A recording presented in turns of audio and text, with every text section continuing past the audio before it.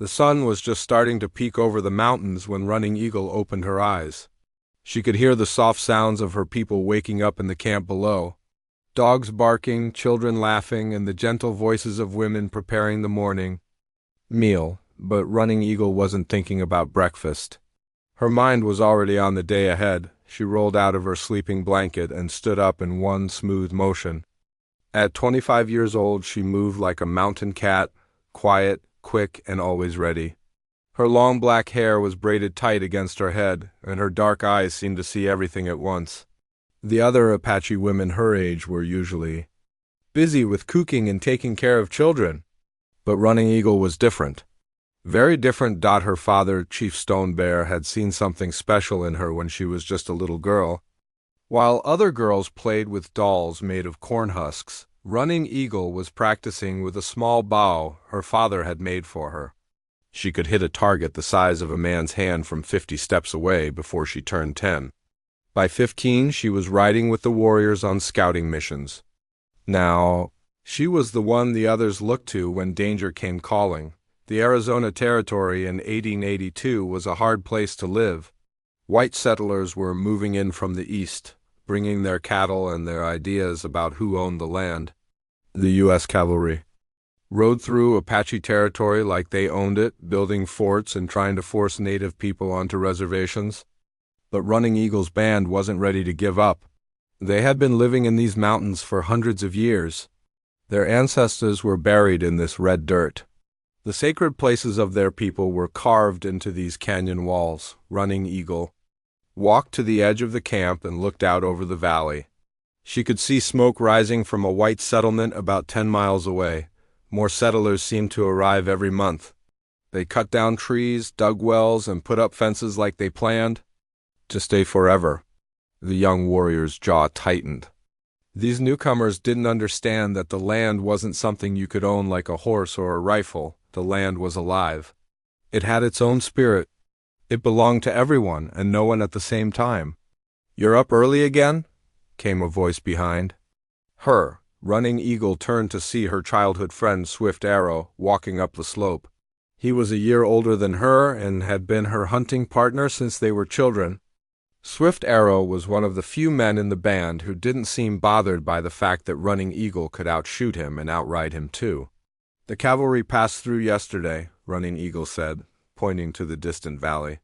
"I saw their dust cloud from the high ridge. They're getting bolder." Swift Arrow nodded. He had seen the signs too. Broken branches where horses had passed, boot prints that didn't belong to any Apache, and the nervous way the deer were acting. "Chief Stone Bear wants to talk to the council today. He thinks it's time to send them a message."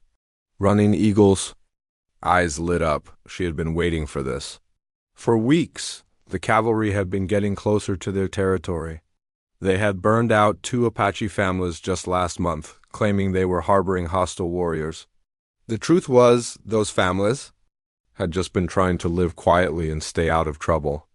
But that didn't matter to the soldiers. The council meeting happened just after the morning meal. All the adult men of the band gathered in a circle, with Chief Stone Bear in the center. Running Eagle sat with the other women at first, but when her father began talking about military strategy, he called her forward.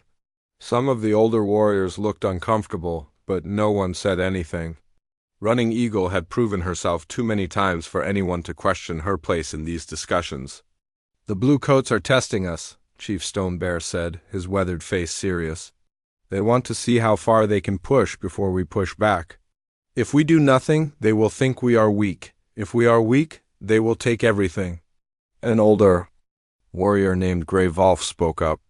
"But if we fight, more soldiers will come. Many more. We have seen what happened to other bands who chose war." Running Eagle listened to the debate for a while. The men talked about the risks of fighting and the risks of not fighting. They talked about moving deeper into the mountains or trying to negotiate with the white authorities. But she could see that they were going in circles. Finally she stood up. "May I speak?" she asked her father. Chief Stone Bear nodded. "Speak, my daughter." "We are Apache," Running Eagle said, her voice carrying clearly across the circle. "Our grandfathers fought Spanish soldiers. Our fathers fought Mexican soldiers. Now we fight American soldiers. The faces change, but the fight is always the same. They want our land and we want to keep it. There is no middle ground." She paused and looked around the circle. Every eye was on her. But fighting smart is different from fighting angry. We don't need to attack their forts or their big settlements. We need to make it expensive for them to stay in our territory. Hit their supply wagons, take their horses. Make them feel like they're never safe when they're in our mountains. Greyval frowned. That sounds like war talk to me. No, Running Eagle replied. War is when two armies meet on a battlefield and try to destroy each other. This is different. This is making them understand that they're not welcome here. Like when you throw rocks at wild dogs to make them stay away from your camp. The discussion went on for another hour, but in the end, the council agreed with Running Eagle's approach. They would start hitting cavalry supply lines and patrols, but they would avoid anything that might bring a large military response down on their heads. That afternoon, Running Eagle prepared for her first mission as a war leader. She checked her weapons carefully, a Winchester rifle she had taken from a dead soldier 2 years ago, a traditional Apache bow that her grandfather had made, and a knife with a bone handle that had belonged to her mother.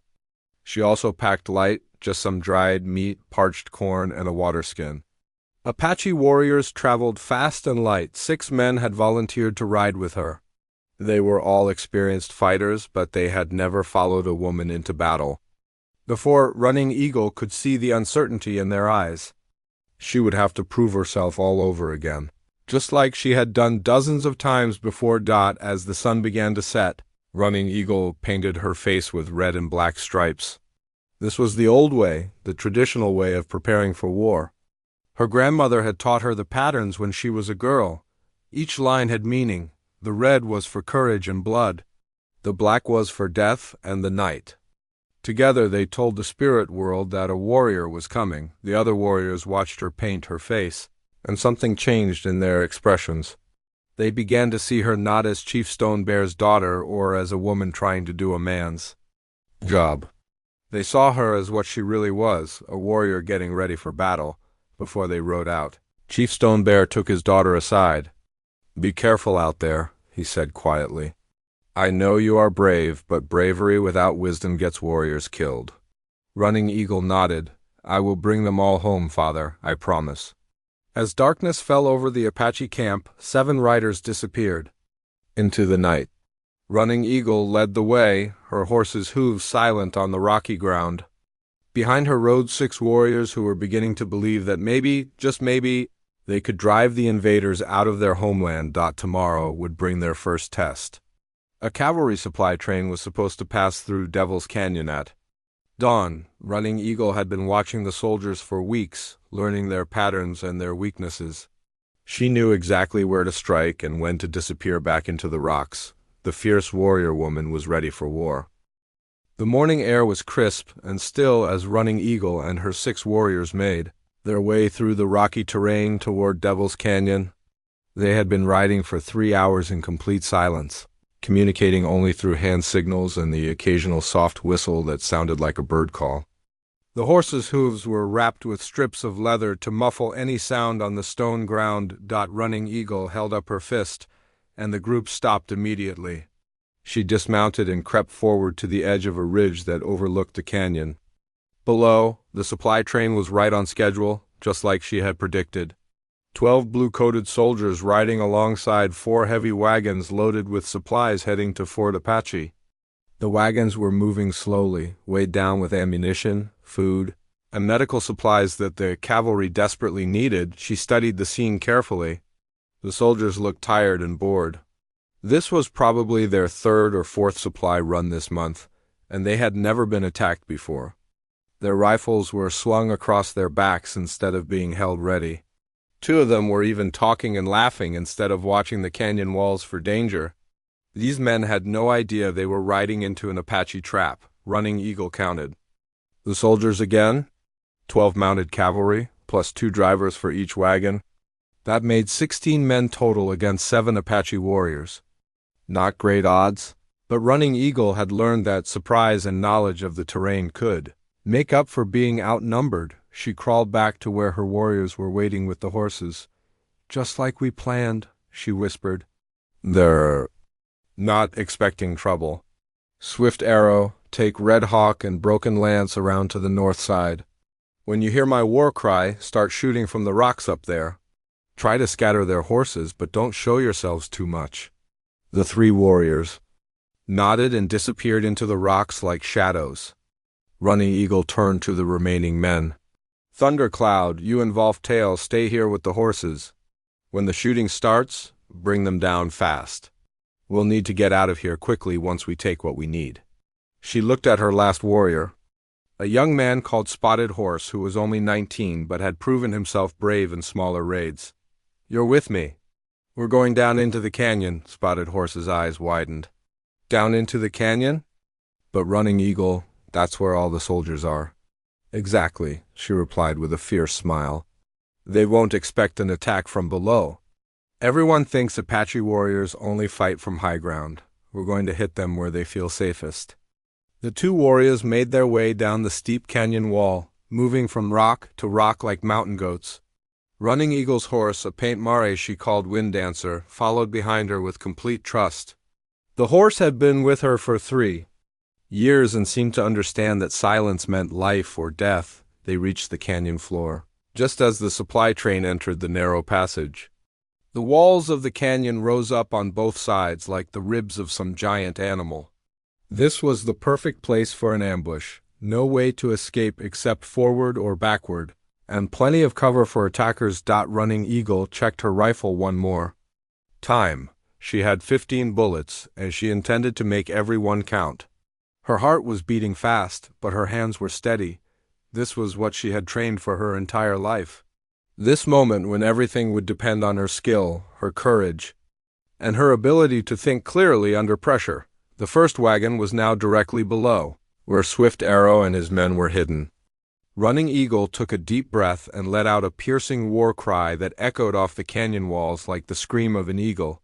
Immediately, rifle fire erupted from the north wall of the canyon. The cavalry horses reared and bucked in panic as bullets whined through the air around them. 2 soldiers fell from their saddles right away, and the others were shouting and trying to control their frightened mounts. Running Eagle and Spotted Horse charged out from their hiding place, firing as they run. The soldiers were so confused by the attack from above that they didn't see the 2 warriors coming from the canyon floor until it was almost too late. Apache! Apache in the canyon! One of the soldiers screamed. Running Eagle aimed carefully and fired. A cavalry officer spun around and grabbed his shoulder, his rifle falling to the ground. She worked the lever on her Winchester and fired again. Another soldier's hat flew off his head as the bullet passed inches from his skull, but something was wrong. The soldiers were recovering from their initial surprise faster than she had expected.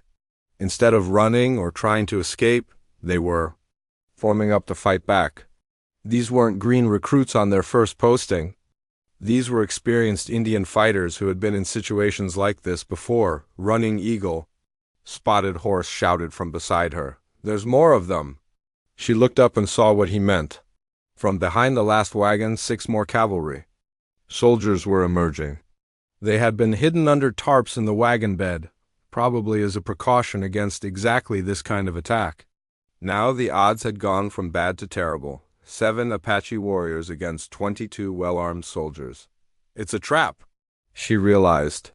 Somehow the cavalry had learned about Apache raiding patterns. Maybe they had captured someone from another band, or maybe they had their own Apache scouts. Either way, this supply train had been set up as bait. Fall back. Running Eagle shouted as loudly as she could, hoping Swift Arrow would hear her over the gunfire. Fall back now, but it was too late. The hidden soldiers were already shooting, and their fire was accurate and deadly. Running Eagle heard Broken Lance cry out from the north wall. She couldn't see him, but she knew from the sound that he had been hit. Wind Dancer was dancing nervously beside her, sensing the danger. Running Eagle grabbed the saddle horn and swung up onto the mare's back. "Come on, girl," she whispered. "Get us out of here." She wheeled the horse around and started racing back toward the place where they had entered the canyon. Spotted Horse was right behind her, bent low over his horse's neck as bullets whistled around them, but the canyon floor was treacherous. What had looked like solid ground from above was actually covered with loose rocks and hidden holes. Wind Dancer was running as fast as she could, but she couldn't see the danger until it was too late. The horse's front leg went into a hole between two boulders, and Running Eagle heard the terrible sound of breaking bone.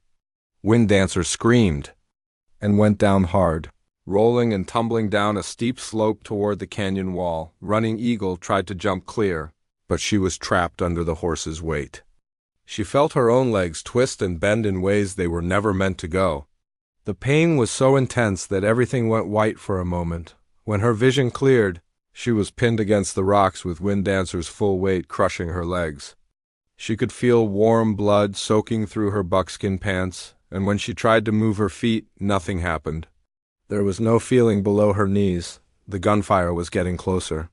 She could hear the cavalry soldiers shouting to each other as they advanced through the canyon. In a few minutes they would find her. "Spotted Horse?" she called out, but there was no answer. She didn't know if the young warrior had escaped, or if he was lying dead somewhere in the rock stop from up on the canyon rim. She heard Swift Arrow's voice calling her name. She tried to shout back, but her voice came out weak and broken. She was losing too much blood and shock was setting in. Looking up, she could see Swift Arrow's face peering over the edge of the canyon wall. For a moment their eyes met across the distance. She could see the anguish in his expression as he realized her situation. She was trapped, badly hurt, and there was no way to reach her without the entire war party being killed or captured. Running Eagle tried to wave him away, to signal that he should save himself and the others. The mission had failed, but her warriors could still escape to fight another day. That was more important than trying to save one person, even if that person was her.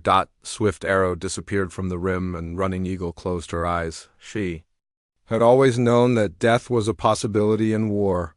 Apache warriors accepted that risk when they painted their faces and picked up their weapons. But she had never imagined it would end like this, trapped and helpless, waiting for enemy soldiers to find her. The sound of boots on rock was getting closer. Any moment now, the cavalry would discover her broken body beneath her dead horse. Running Eagle tried to reach for her knife, thinking she might at least take one of them with her. But her arms wouldn't cooperate. As consciousness began to fade, she could hear the voices of the soldiers just a few yards away. The fierce Apache warrior who had never been defeated in battle was about to become a prisoner of war if she lived long enough. The pain in Running Eagle's legs was like fire spreading through her whole body. She could taste blood in her mouth, and every breath felt like someone was stabbing her in the chest. Wind Dancer's weight pressed down on her crushed limbs, and no matter how hard she tried, she couldn't feel anything below her knees.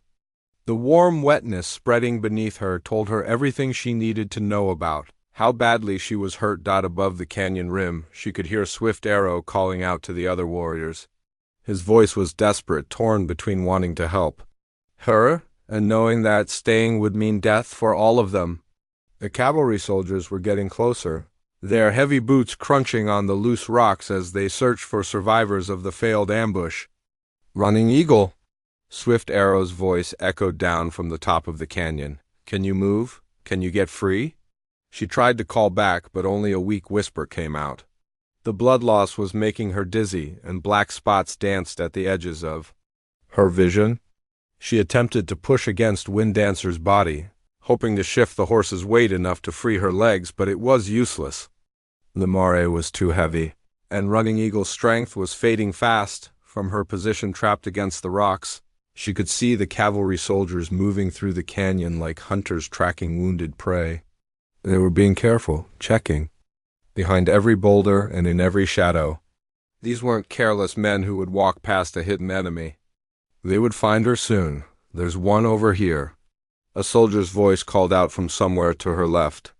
Running Eagle's heart jumped, thinking they had spotted her, but then she heard another voice respond. "Dead or alive?" "Dead, looks like." He took a bullet through the chest. Running Eagle closed her eyes for a moment. That was probably Broken Lance. The young warrior had been hit during the first exchange of gunfire, and now he would never see his wife and children again. The weight of responsibility settled on her shoulders like a heavy blanket. This disaster was her fault. She had led these brave men into a trap. Up on the canyon rim, Swift Arrow appeared again. This time he had a rope in his hands. Running Eagle could see him looking around frantically, trying to figure out how to get down to her without being seen by the soldiers. But every route down the canyon wall would expose him to enemy fire. "Swift Arrow," she whispered, knowing he couldn't hear her, but hoping somehow her words would reach him. "Go, save the others." But Swift Arrow wasn't giving up. He tied one end of the rope around a large rock and started lowering the other end toward her. The rope swayed in the wind, still 20 feet away from where she lay trapped.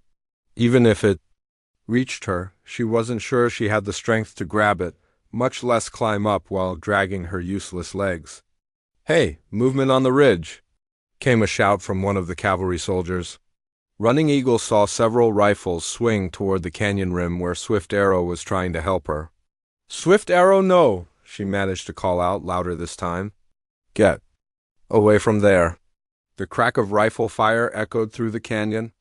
Dust and rock chips exploded from the cliff face inches from where Swift Arrow was positioned. He had to drop the rope and scramble backward to avoid being shot. Running Eagle watched the hemp rope fall uselessly against the canyon wall, knowing it might have been her only chance at escape. More soldiers were coming now. She could hear their voices getting closer, and their boots were making a steady rhythm on the rocky ground. In just a few more minutes, they would round the bend and see her trapped beneath her dead horse. From the canyon rim, she heard Swift Arrow's voice one more time. But this time he wasn't calling to her. He was talking to the other warriors, and his voice carried the tone of a man making an impossible decision. "She's trapped," Swift Arrow was saying. "The horse is on top of her, and she can't move. The soldiers are almost there. We have to try to get her out," came another voice. That was Thunder Cloud, she realized. The older warrior had been like an uncle to her since she was a child. "How?"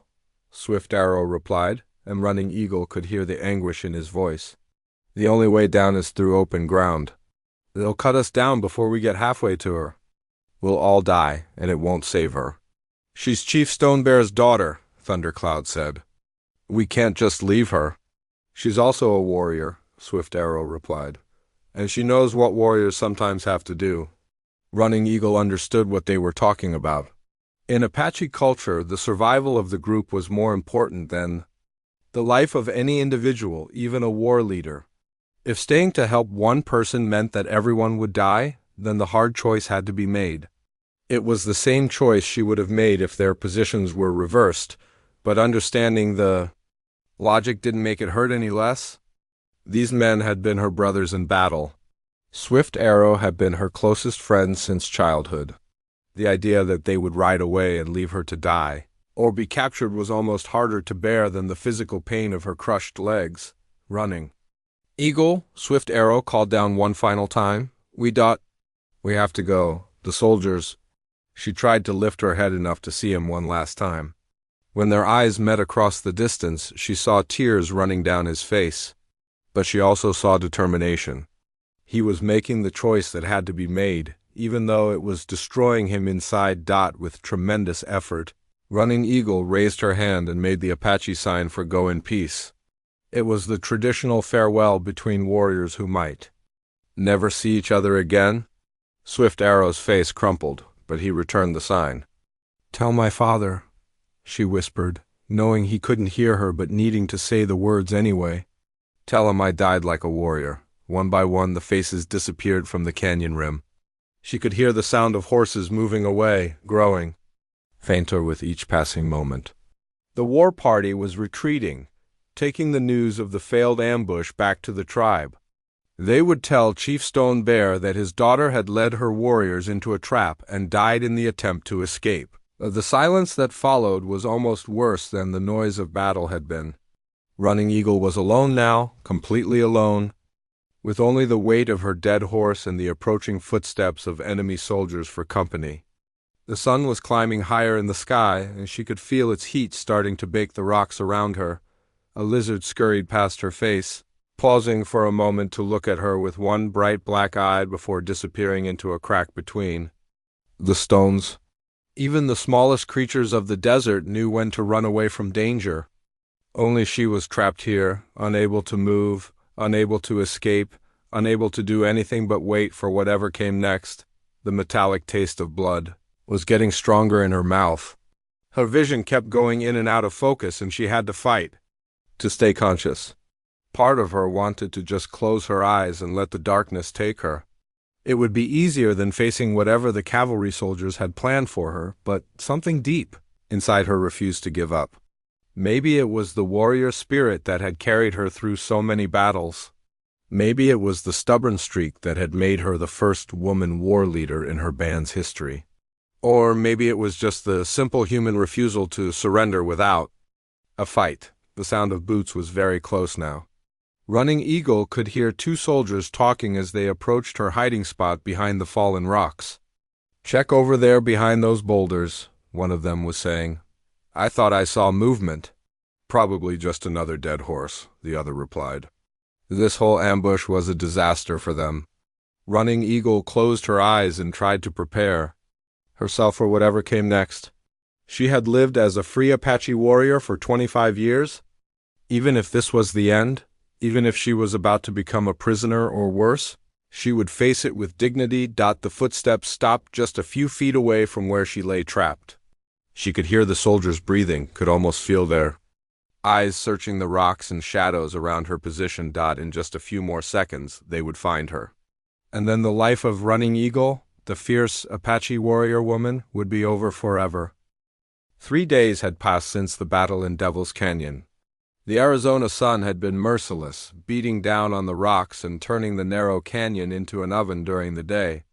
At night, the temperature dropped so fast that frost formed on the stones. Running Eagle drifted in and out of consciousness, sometimes dreaming she was back in her father's camp, sometimes jolting awake to find herself still trapped beneath wind. Dancer's lifeless body. The cavalry soldiers had searched the canyon thoroughly after the battle, but somehow they had missed her. Maybe the fallen rocks had hidden her from view, or maybe they had been too focused on chasing the retreating Apache warriors to check every shadow. Whatever the reason, Running Eagle was still alive, though she wasn't sure if that was a blessing or a curse. Her water skin had run empty on the second day. Her lips were cracked and bleeding, and her tongue felt like leather in her mouth. The pain in her crushed legs had faded into a dull numbness that worried her more than the sharp agony had. She couldn't feel her feet at all anymore, and the smell rising from beneath the dead horse told her that infection was setting in. On the third morning, she heard something that made her heart race. Hoofbeats, but these weren't the iron-shod hooves of cavalry horses. These sounded different, unshod horses moving at a steady walking pace. For a moment, hope flared in her chest. Maybe Swift Arrow had come back for her? Maybe her father had sent a rescue party, but as the sounds got closer, she realized there was only one horse, not a war party, and the rider was moving too slowly, too casually to be an Apache scout. Whoever was coming through the canyon wasn't trying to avoid being seen. Jake Morrison had been tracking stolen cattle for 2 days, following their trail through some of the roughest country in the territory. The grizzled cattleman was 43 years old, with sun-weathered skin and gray streaks in his brown beard. He had been working cattle in Arizona for 15 years, ever since he'd lost his wife and daughter to cholera back in Kansas, and decided he needed to start over somewhere far away from all those memories.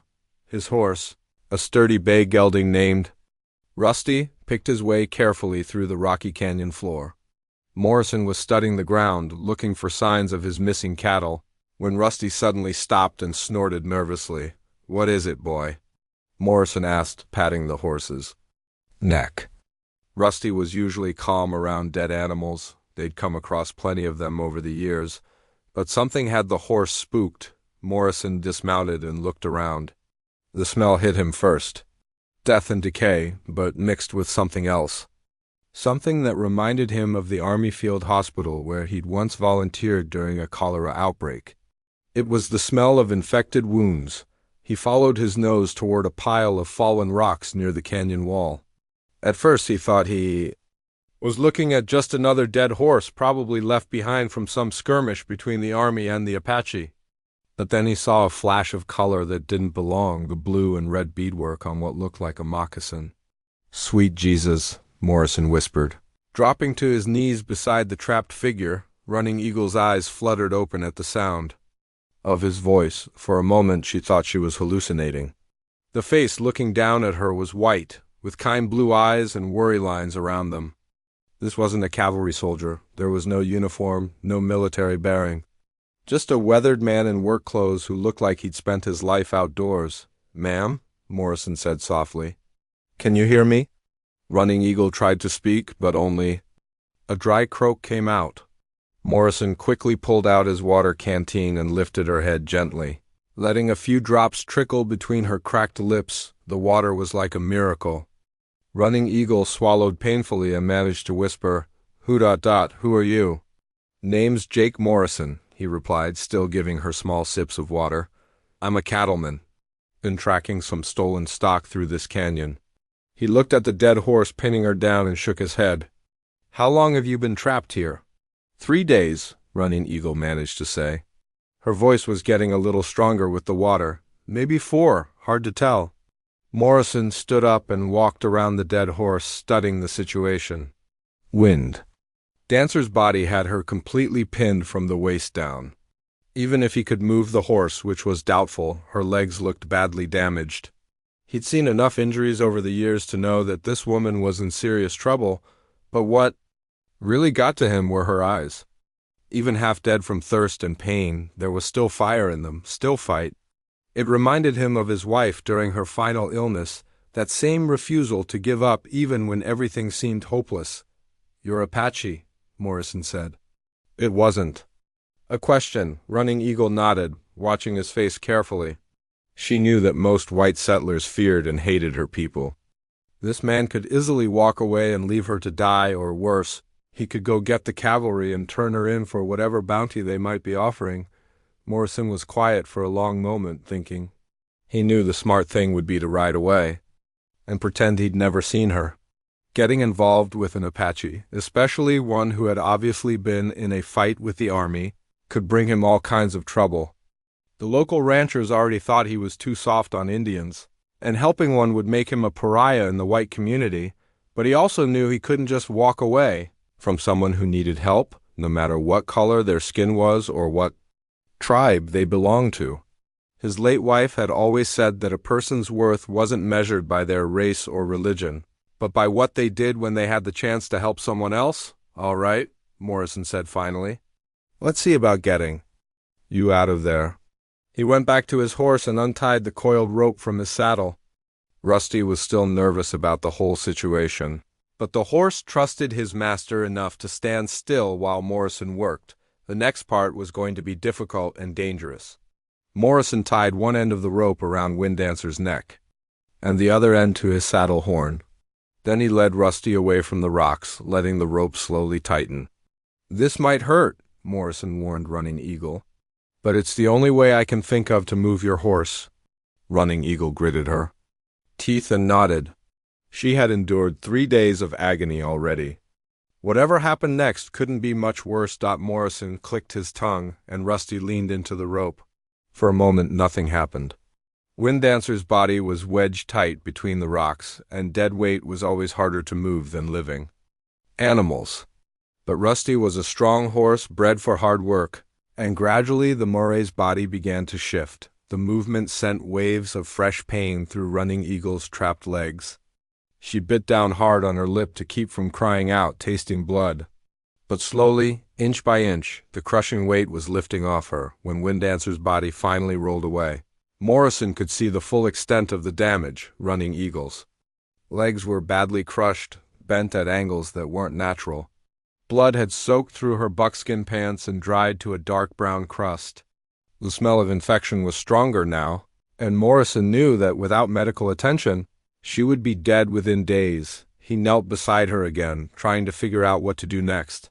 His nearest neighbor was 20 miles away, and the closest Doctor was in Tucson, almost a 3-day ride. Even if he could get her to medical help, there was no guarantee they would treat an Apache woman. Most white doctors in the territory wouldn't even look at Indian patients. "Can you move your legs?" Morrison asked gently. Running Eagle tried, but nothing happened. She couldn't even feel him touching her feet. "No," she said quietly. "I can't feel anything." Morrison's face was grim. He'd seen injuries like this before, usually from horses falling on cowboys during roundups. Sometimes the men recovered, but more often they didn't. And this woman had been trapped for 3 days without medical care. "Listen," Morrison said, looking directly into her eyes. "I'm going to be honest with you. You're hurt bad? Real bad. I can try to get you to a doctor, but it's a long ride, and I don't know if you'll make it. And even if you do, I can't promise they'll help you." Running Eagle studied his face. This strange white man was being more honest with her than most people would be, even with their own friends. She appreciated that. "What are you saying?" she asked. "I'm saying I've got a cabin about 20 miles from here. It's not much, but it's clean and dry. I've got some medical supplies, bandages, whiskey, for cleaning wounds, that sort of thing. I could take you there and try to patch you up myself." Morrison paused. "It's not ideal, but it might be your best chance." Running Eagle thought about his offer. Going with this stranger would mean putting her life completely in his hands. She didn't know anything about him except that he'd been kind enough to free her from the horse and give her water. But what choice did she have? She was going to die here in this canyon if she didn't get help soon. "Why?" she asked. "Why would you help me? Your people and my people are enemies." Morrison was quiet for a moment. "I don't know," he said finally. "Maybe because you remind me of someone I used to know. Maybe because it's the right thing to do." "Does it matter?" Running Eagle looked into his weathered face and saw something she hadn't expected. Kindness, real, genuine kindness from a man who had no reason to care whether she lived or died. "No," she said softly. "I guess it doesn't matter. Just ... if you're going to help me, you better do it fast." The ride to Morrison's cabin was the longest 20 miles of his life. He had fashioned a travois from branches and rope, creating a makeshift stretcher that his horse could drag behind it. Running Eagle lay on the contraption, wrapped in Morrison's spare blanket, drifting in and out of consciousness as they made their way slowly through the rough terrain. Every bump and jolt sent waves of pain through her damaged body, but she bit her tongue and refused to cry out. Apache warriors didn't show weakness even when they were dying.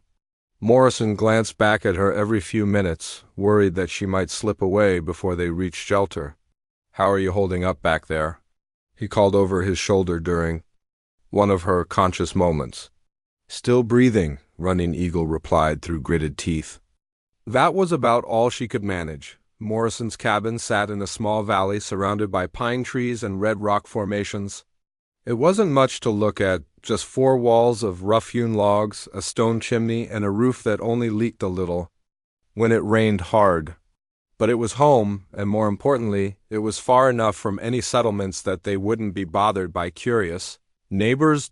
He pulled the travois right up to the front door and carefully lifted Running Eagle in his arms. She was lighter than he'd expected, probably from not eating for days, but he could feel the fever starting to burn in her skin.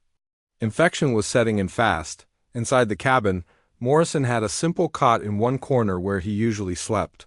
He laid Running Eagle down gently and lit the oil lamp that hung from a hook on the wall. In the yellow light, he could see just how bad her condition really was. Her legs were swollen to twice their normal size, and the skin had turned an ugly purple color. The smell of infection was getting stronger, and when he carefully cut away her buckskin pants with his hunting knife, he could see that the bones were badly broken in several places. Some of the breaks had torn through the skin, creating open wounds that were already showing signs of serious infection. Morrison had seen enough injuries during his years on the frontier to know what he was looking at. Without proper medical care, and soon this woman was going to die. But even with medical care, there was a good chance she would lose both legs. He heated water on his small wood stove and gathered his limited medical supplies, some clean cloth, For bandages, a bottle of whiskey for cleaning wounds, and a small pouch of herbs that an old Mexican woman had given him years ago for treating infections. It wasn't much, but it was all he had. "Running Eagle," he said softly, sitting down beside the cot. "I need to clean your wounds, and it's going to hurt. A lot." Her dark eyes opened and focused on his face. "Do what you have to do," she whispered. Morrison started with the whiskey, pouring it over the open wounds to kill any infection he could. Running Eagle's whole body went rigid with pain, and she grabbed the sides of the cot so hard her knuckles turned white, but she didn't scream. She just breathed hard through her nose and waited for it to be over.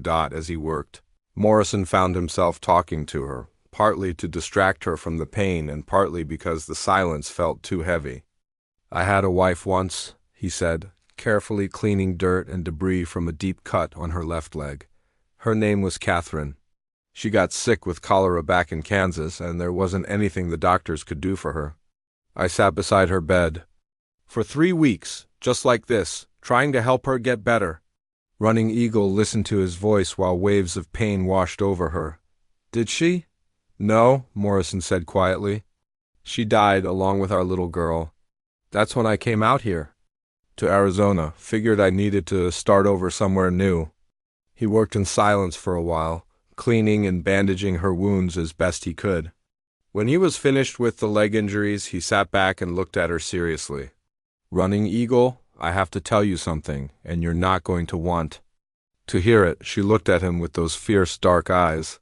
"Tell me, your legs are broken bad." "Real bad. Even if I can fight off the infection, I don't think they're going to heal right. You might never walk again." Morrison paused, hating himself for what he had to say next. "And if the infection gets worse, I might have to cut them off to save your life." Running Eagle was quiet for a long time. She stared up at the wooden ceiling of the cabin, thinking about what he'd just told her. For an Apache warrior, losing her legs would be worse than death. Her whole identity was built around being able to ride and fight and move freely through the mountains. Without her legs, she would be nothing. "How long do we wait?" she asked finally. "A few days, maybe a week. We'll see how you respond to treatment." Morrison studied her face. "I know this is hard to hear." "No," Running Eagle said. "You're being honest with me." "I appreciate that." She closed her eyes. "My people have a saying, it's better to know the truth of a hard trail than to be fooled by the lies of an easy one." Over the next several days, Morrison barely left her side. He changed her bandages twice a day, gave her sips of water and thin broth when she could keep it down, and watched for signs that the infection was either getting better or worse. Running Eagle spent most of the time unconscious, burning with fever and talking in her sleep. Sometimes she spoke in Apache, calling out names that Morrison didn't recognize. Other times she spoke in English, reliving battles and conversations from her past. "Swift Arrow," she whispered one night, her voice thick with fever. "Don't leave me here. Please don't leave me." Morrison wiped her forehead with a cool, damp cloth and wondered about the story behind those words. He was starting to understand that this woman had been through something terrible before he'd found her in the canyon. During her conscious moments, they talked. Morrison told her about his life as a cattleman, about the loneliness of living by himself in the middle of nowhere, about the satisfaction of working with animals and watching the seasons change. Running Eagle, when she felt strong enough, told him about Apache life, about growing up as the daughter of a chief, about learning to hunt and fight, about the constant struggle to protect her people's way of life. "I was the first woman in my band to become a war leader," she said one afternoon, her voice still weak but clearer than it had been in days. "That must have been hard," Morrison replied. "Men don't usually like women telling them what to do, no matter what tribe they come from." Running Eagle almost smiled. "I had to prove myself over and over, every battle, every raid, every decision. The men were always waiting for me to fail so they could say that women didn't belong in war." "But you didn't fail." "No, I didn't fail." Her expression grew dark. "Until Devil's Canyon? I led my warriors into a trap, and good men died because of my mistake." Morrison had been wondering about the battle that had left her trapped under her horse. What happened out there? Running Eagle told him the whole story, the planned raid on the cavalry supply train, the hidden soldiers, the ambush that had turned into a disaster. She told him about watching her men retreat without her, about understanding why they had to leave her behind, about lying trapped for 3 days waiting to die. "They did the right thing," she said when she finished the story. "I would have done the same thing if our positions were reversed, but it still hurt." "Of course it hurt," Morrison said. "They were your friends." "Probably more than friends. They were like family." "Swift Arrow was my closest friend since childhood, I think.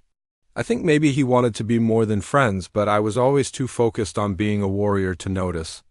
Running Eagle's voice was getting tired again. "Now, I'll never see him again. He probably thinks I'm dead." "Maybe that's for the best," Morrison said gently. "Sometimes starting over completely is the only way to heal." By the end of the first week, it was clear that Running Eagle was going to survive. The fever had broken, and the worst of the infection seemed to be under control. But it was also clear that Morrison's fears about her legs were correct. Even with the swelling going down, he could see that the bones had healed crookly if they had healed at all. "I can't feel my feet, Running," Eagle said one morning, stating what they both already knew. Morrison nodded. "The nerves are probably damaged. Even if we could fix the bones, you might never get the feeling back." Running Eagle was quiet for a long time. Then she looked directly at him and asked the question he'd been dreading. "When? When what?" "When do you cut them off?" Morrison sighed. He'd been hoping they could avoid this conversation a little longer. "Soon. If we wait too long, the infection might come back. And, from what I can see, your legs aren't going to be useful to you anyway." "Then let's get it over with," Running Eagle said with the same calm tone she might use to discuss the weather. Morrison stared at her. "Just like that? You're not going to argue or ask for more time? What would be the point?" Running Eagle asked. "You said yourself that they're not going to work right? I'd rather be alive with no legs than dead with broken ones." Morrison shook his head in amazement. In all his years, he'd never met anyone, man or woman, white or Indian, with this kind of courage. This woman was facing the loss of her legs, and probably everything she'd ever been, with the same steady bravery she'd probably shown in battle. "All right," he said finally, "but we're going to do this right. I'll need a few days to prepare, and Running Eagle? Yes?" 2 weeks had passed since Morrison had to make the hardest decision of his life. The surgery, if you could call it that, had been rough and primitive, but Running Eagle had survived. Now she lay on the cot in his cabin, staring at the empty space where her legs used to be, trying to understand who she was supposed to be now. The physical healing was going better than Morrison had expected. Running Eagle's wounds were closing properly, and there were no signs of infection. Her body was strong, built by years of hard living and constant activity. But Morrison could see that her spirit was broken in a way that might never heal. She barely spoke anymore. When he brought her food, she ate just enough to stay alive. When he tried to talk to her, she would turn her face to the wall and pretend to sleep. Morrison had seen this kind of despair before in soldiers who had lost limbs in the war. Some of them never recovered from it. "You need to eat more than that," Morrison said one morning, looking at the bowl of stew that Running Eagle had barely touched. "Why?" she replied without looking at him. "What's the point?" Morrison sat down in the wooden chair beside her cot. "The point is that you're alive. That has to count for something." Running Eagle finally turned to look at him. Her dark eyes, which had once blazed with fire and determination, now looked empty and defeated. "Alive for what? I can't walk, I can't ride, I can't fight. I can't even take care of myself. What kind of life is that?" "I don't know," Morrison said honestly. "But maybe we can figure it out together." "You don't understand," Running Eagle said, her voice getting stronger with frustration. "I was a warrior. That's all I ever was, all I ever wanted to be. My whole life was about moving fast, fighting hard, protecting my people. Now I'm just—" She gestured at her shortened legs. "Now I'm just a burden." Morrison had been thinking about this conversation for days, knowing it had to happen sooner or later. "You know what I think? I think you're feeling sorry for yourself. Running Eagle's eyes flashed with anger, the first real emotion he'd seen from her in weeks. How dare you? You have no idea what I've lost. You're right, I don't, Morrison said calmly. But I know what I see. I see a woman who survived 3 days trapped under a dead horse. I see someone who stayed conscious and alert while I cut off her legs without any real medicine for the pain. I see somebody who's been through hell and came out the other side. Still breathing. That's not enough, Running Eagle said, but some of the anger was fading from her voice. Maybe not, Morrison agreed, but it's a start. He stood up and walked to a corner of the cabin where he'd been working on something for the past few days. Running Eagle watched him drag over what looked like parts of an old wagon wheel and some pieces of wood he'd been shaping with his tools. What is that? She asked, curious despite herself. It's a chair, Morrison said, a special kind of chair with wheels on it. I've been working on it ever since you started feeling sorry for yourself. Running Eagle stared at the contraption. It was crude but clearly functional, a wooden seat with armrests mounted on 2 large wheels from a broken wagon. The wheels were positioned so that someone sitting in the chair could turn them by hand to move around. I don't want it, she said firmly. That's too bad, Morrison replied, because you're going to use it whether you want to or not. I'm tired of carrying you around every time you need to move. I said I don't want it. Morrison turned to face her, and his usually kind expression was set in hard lines. Listen to me, Running Eagle. You can sit in that cot for the rest of your life feeling sorry for yourself, or you can try to figure out how to live again. But I'm not going to watch you waste away because you're too proud to accept help. This isn't help, Running Eagle said bitterly. This is charity. I'm not some helpless creature that needs to be taken care of. Then prove it, Morrison shot back. Get in the chair and prove to me that you're still the fierce Apache warrior I found in that canyon. Running Eagle glared at him for a long moment. Then, with great effort, she pushed herself up into a sitting position and swung her body toward the edge of the cot. Morrison moved to help her, but she waved him away. I'll do it myself, she said through gritted teeth. It took her several tries. But she managed to transfer herself from the cot to the wheeled chair. The seat was actually comfortable, and the height was right for her to reach the wheels easily, but that wasn't the point. The point was that she felt helpless and dependent, and she hated every second of it. There, she said sarcastically. Happy. Now? Not yet, Morrison said. He walked to the cabin door and opened it. Let's see you get outside. Why? Because you've been cooped up in here for 2 weeks, and you need fresh air and sunshine. Also because I want to show you something. Running Eagle wanted to refuse, but something in Morrison's tone made her curious. She experimented with the wheels, learning how to make the chair move forward and turn. It was harder than it looked. Her hands weren't used to this kind of work, and the wheels wanted to go in different directions. Slowly, awkwardly, she made her way to the door. Morrison had built a small wooden ramp from the cabin floor to the ground outside, which she hadn't noticed before. He'd obviously been planning this for a while. The sunlight hit her face like a physical blow after so many days indoors. Running Eagle had to close her eyes for a moment and let them adjust. When she opened them again, she saw that Morrison had been busy with more than just building her chair. The area around the cabin had been transformed. What used to be just bare dirt and scrub brush was now organized and purposeful. There was a vegetable garden with neat rows of corn, beans, and squash. A chicken coop housed a small flock of hens. A new corral held Morrison's horse and 2 others that she didn't recognize. When did you do all this? Running Eagle asked, genuinely surprised. While you were sleeping and feeling sorry for yourself, Morrison said. Turns out I had a lot of energy to burn. Running Eagle wheeled herself around the cleared area, taking in all the changes. Despite herself, she was impressed.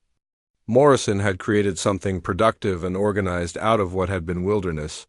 It reminded her of how Apache women would transform a temporary campsite into a functioning village in just a few hours. It's nice, she admitted reluctantly. It's not finished, Morrison said. I could use some help with the planning and organizing. Someone who knows about living off the land and making the most of limited resources. Running Eagle looked at him suspiciously. Are you offering me a job? I'm offering you a purpose, Morrison corrected. Something to do besides sitting in that cabin feeling sorry for yourself. I don't know anything about farming or raising chickens, but you know about planning and strategy? You know about making the best use of what you have. You know about surviving in difficult conditions. Morrison sat down on a tree stump so he could look at her at eye level. Those skills don't disappear just because you can't walk anymore. Running Eagle was quiet for a long time, thinking about what he'd said. It was true that she had spent years learning how to organize raids, manage resources, and make strategic decisions. Maybe those skills could be used for something other than war. What exactly are you suggesting? She asked. I'm suggesting that we work together. You help me plan and organize this place, make it more efficient and productive. In return, you have a home and a purpose. Morrison paused. And maybe over time you figure out how to be someone other than just a warrior? I don't know how to be anything else, Running Eagle said quietly. Neither did I, Morrison replied. After Catherine died, I thought I was just a man who'd lost his family. I didn't know how to be anything except sad and angry. But sometimes when everything falls apart, you get a chance to build something new. Running Eagle looked around at the improvements Morrison had made to his property. She could see places where things could be done better, more efficiently. Her mind started working on problems of water management, crop rotation, and optimal use of space. For the first time in weeks, she felt like her brain was waking up.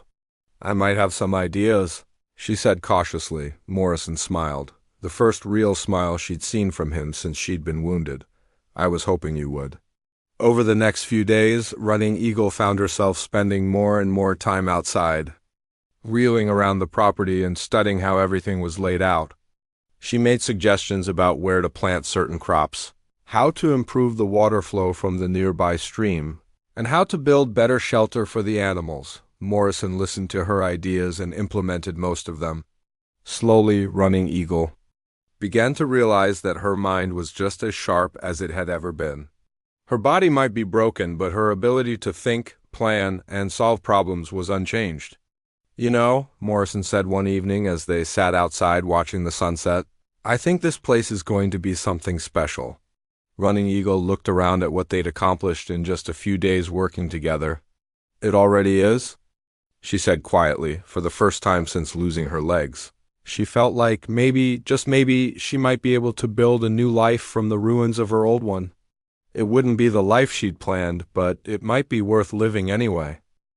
6 months had passed since Running Eagle had first sat in the wheeled chair that Morrison built for her. Now she moved around the property with confidence, her arms strong from constantly turning the wheels. The ranch had transformed under their combined efforts into something neither of them had imagined possible. The vegetable garden was producing more food than 2 people could eat. The chickens were laying so many eggs that Morrison had started trading the extras with neighbors for supplies they couldn't make themselves. The 3 horses were healthy and well-trained, and Morrison's small herd of cattle had grown to nearly 50 head. But the most surprising change wasn't in the ranch itself. It was in how other people had started to view the unusual partnership between the Apache woman and the white cattleman. Jake, Running Eagle called out from where she sat near the new barn Morrison had built. Someone's coming up the trail. Morrison looked up from the fence he was repairing and shaded his eyes. Against the afternoon sun, a lone rider was approaching slowly, leading a pack horse behind him. As the figure got closer, Morrison could see it was Tom Bradley, a rancher from about 30 miles south. Afternoon, Tom, Morrison called out as Bradley rode into the yard. What brings you all the way up here? Bradley dismounted and tied his horse to the hitching post Morrison had installed near the cabin. He was a big man with a permanent sunburn and hands like leather from years of ranch work. His eyes kept darting nervously toward Running Eagle, who was calmly continuing to sort through a pile of harness leather. Jake, I need to talk to you, Bradley said, lowering his voice as if Running Eagle couldn't hear him from just 20 feet. "Away. Go ahead and talk," Morrison replied. "Running Eagle is my partner here. Anything you've got to say, you can say in front of her." Bradley looked uncomfortable. "It's about Apache raiders. They hit the Wilson place 3 days ago. Took about 40 head of cattle and shot up the house pretty good. Wilson's family is okay, but they're scared to death." Morrison glanced at Running Eagle, who had stopped working and was listening intently. "That's rough news, Tom, but I don't see what it has to do with me." "Well," Bradley said, still speaking quietly, "some of the boys think maybe you might know something about it, seeing as how you've got connections to the Apache." The implication hung in the air like smoke from a bad fire. Morrison's jaw tightened, but before he could respond, Running Eagle spoke up. "Mr. Bradley," she said in clear, calm English, "which direction did these raiders come from?" Bradley looked startled that she had addressed him directly. "I what?" "The raiders," Running Eagle repeated patiently. "Did they come from the north, south, east, or west? How many horses? What time of day was the attack?" "I don't see why that matters," Bradley said, his discomfort growing. "It matters because there are 3 different Apache bands in this territory, and they all operate differently," Running Eagle explained. "If you want to prevent future attacks, you need to know which group you're dealing with." Bradley stared at her for a moment, clearly not expecting this kind of response.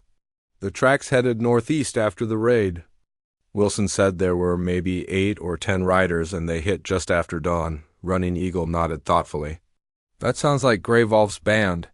They've been pushed out of their traditional hunting grounds by the cavalry, so now they're desperate. They'll probably try to trade those cattle to Mexican buyers across the border." "How do you know all that?" Bradley asked suspiciously. "Because I used to be Apache war leader," Running Eagle said simply. "I know how these things work." Morrison watched Bradley's face carefully. The man was clearly struggling with the idea of getting advice about Apache raiders from an Apache woman.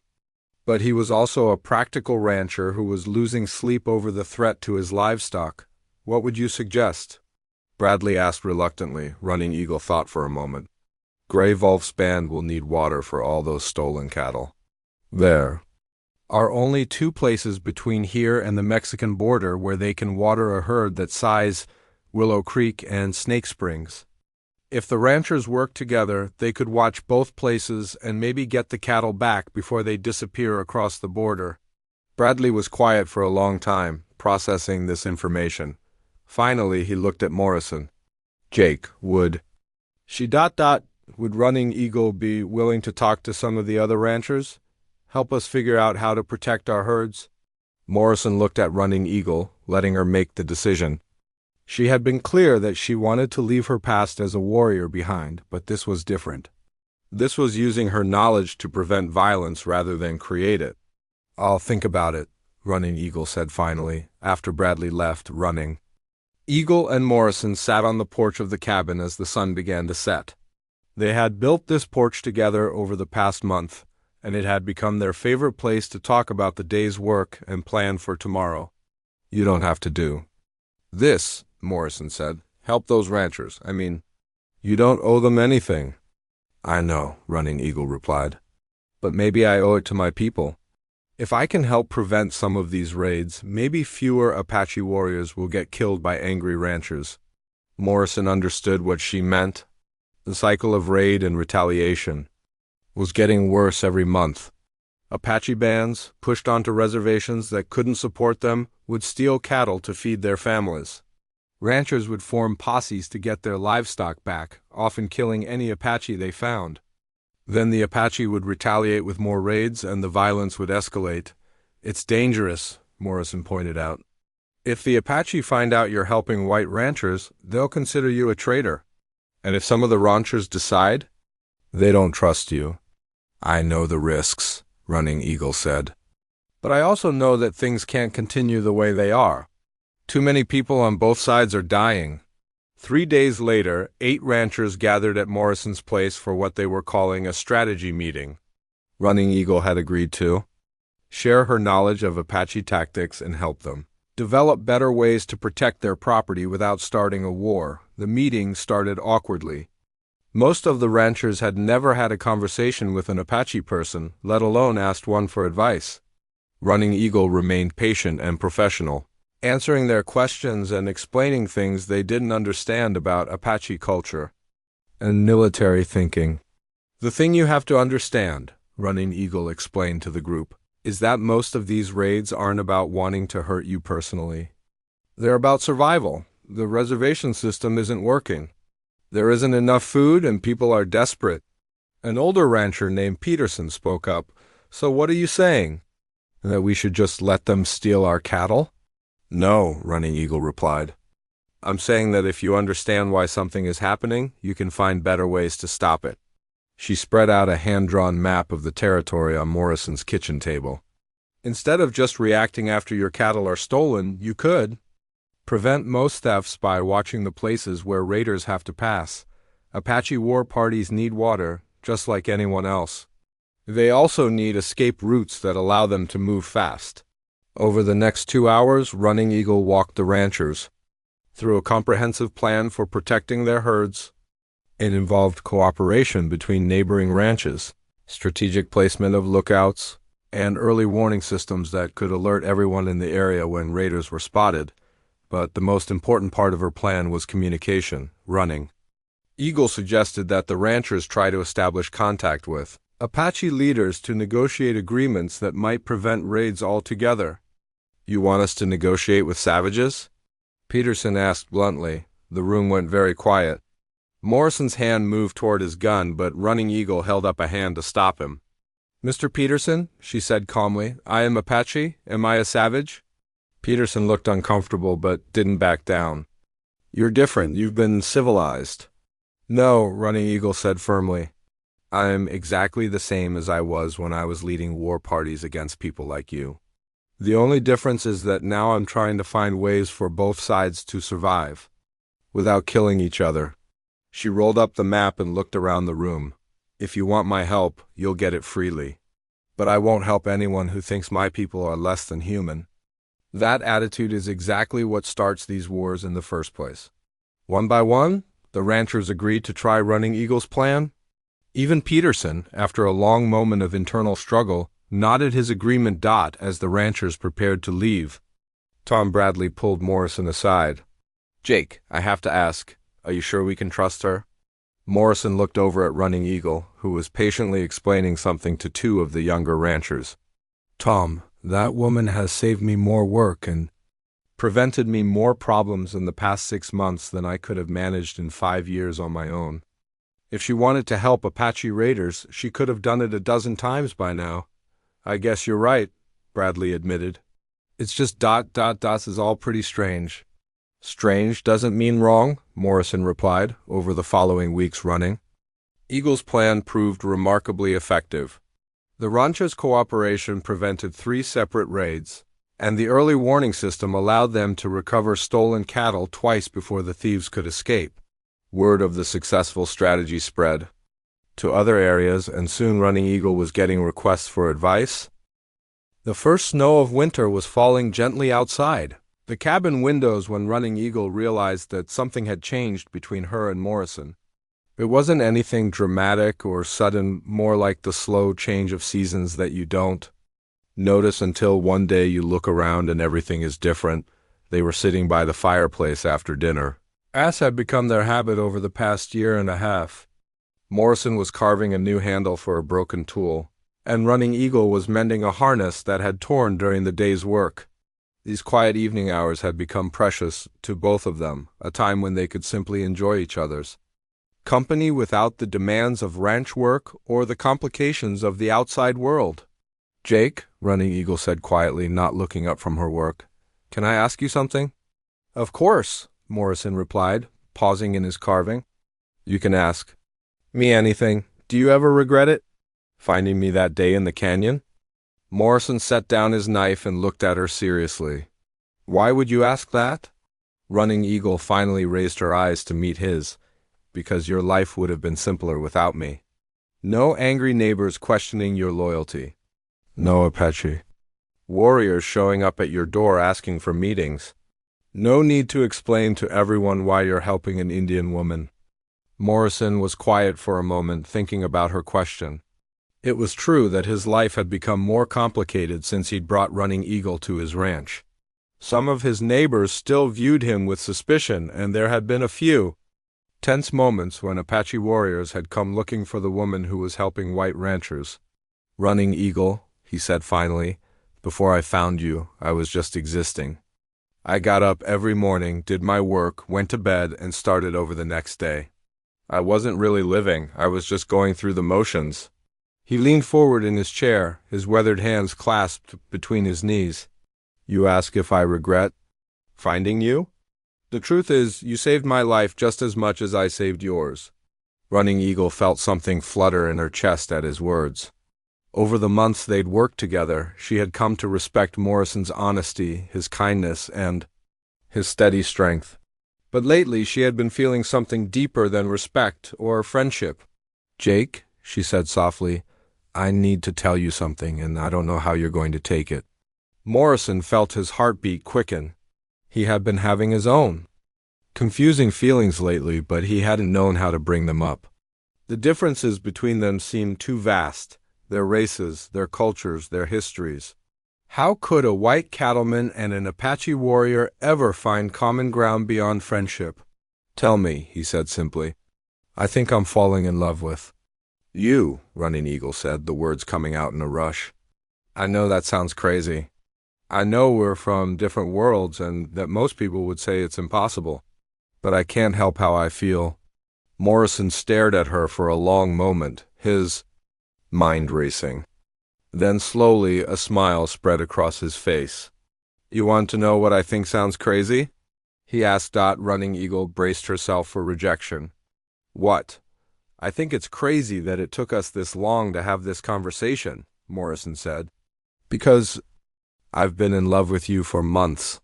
The silence that followed was filled with the soft crackling of the fire and the gentle sound of snow tapping against the windows. Both of them seemed surprised that they had finally spoken the words that had been building between them for so long. "Really?" Running Eagle asked, hardly daring to believe it. "Really," Morrison confirmed. He moved from his chair to sit on the floor beside her wheelchair. "Running Eagle, you're the strongest, smartest, bravest person I've ever known. You've made me laugh more in the past year than I had in the 5 years before that. You've turned this place into a real home instead of just somewhere I sleep." Running Eagle reached out and touched his face gently. "But Jake, think about what this would mean. A white man and an Apache woman? People on both sides would be angry?" Morrison covered her hand with his own. "Let them be angry. I've spent too many years caring about what other people think. Catherine always said that life is too short to waste on other people's opinions. Your wife," Running Eagle said quietly. "Do you think she would approve?" Morrison considered the question seriously. "Catherine had the biggest heart of anyone I ever knew. She judged people by who they were inside, not what they looked like on the outside. I think she would have loved you." Over the following weeks, their relationship deepened from friendship into something neither of them had expected to find again. Morrison had thought that his capacity for love had died with his wife and daughter. Running Eagle had believed that losing her identity as a warrior meant losing everything that made her who she was. Both of them discovered that they were wrong. Their love was quiet and steady, built on mutual respect and shared experiences rather than grand romantic gestures. They worked together during the day and talked by the fire at night. Morrison learned some Apache words, and Running Eagle taught him about her people's customs and beliefs. They found that despite coming from completely different backgrounds, they shared the same values: honesty, hard work, loyalty, and a deep connection to the land, but they both knew that their relationship would face challenges from the outside world, and those challenges came sooner than they had hoped. "Jake Morrison," a voice called out one spring morning as Running Eagle was working in the garden and Morrison was fixing a gate on the corral. "Come out here." Morrison looked up to see 5 riders approaching the ranch. He recognized the leader as Sheriff Collins from the territorial capital, a hard man who didn't have much patience for anything that complicated his life. "Morning, Sheriff," Morrison called out, walking toward the group. "What brings you all? The way out here?" Collins dismounted and looked around the property with obvious disapproval. His eyes lingered on Running Eagle, who had stopped her work to watch the confrontation. "Morrison, I've been getting complaints about you," Collins said bluntly. "People are saying you're harboring a hostile Apache. Some folks think you might be passing information to raiding parties." Morrison felt his temper rise, but he kept his voice calm. "Sheriff, Running Eagle has been helping local ranchers prevent raids, not plan them. Ask Tom Bradley or any of the other men who've worked with her." "That's not what everyone says," Collins replied. "And there's another problem. Word is that you and this Indian woman are involved. That kind of thing doesn't sit well with decent folk. What I do on my own property with my own life is none of your business," Morrison said, his voice getting harder. "Actually, it is my business when it causes problems for the territory," Collins shot back. "I'm here to offer you a choice. Send the Indian woman away, and this all goes away. Keep her here, and you'll find life getting very difficult." Before Morrison could respond, Running Eagle wheeled her chair closer to the group. "Sheriff Collins," she said in her clear, calm voice, "may I ask what laws Jake and I have broken?" Collins looked uncomfortable. "Well, no specific laws, but ... "Then may I suggest that you and your men leave our property," Running Eagle continued. "Unless you have a warrant or some other legal reason to be here, our property?" Collins repeated, latching onto her words. "So you admit that you consider yourself his wife?" Running Eagle looked at Morrison, and something passed between them, a decision made without words. "Not yet," Running Eagle said clearly, "but we're planning to be married." The announcement surprised even Morrison, though he realized immediately that it felt completely right. They had never formally discussed marriage, but it was the natural next step for what they had built together. Collins and his men left with threats and warnings, but Morrison and Running Eagle barely heard them.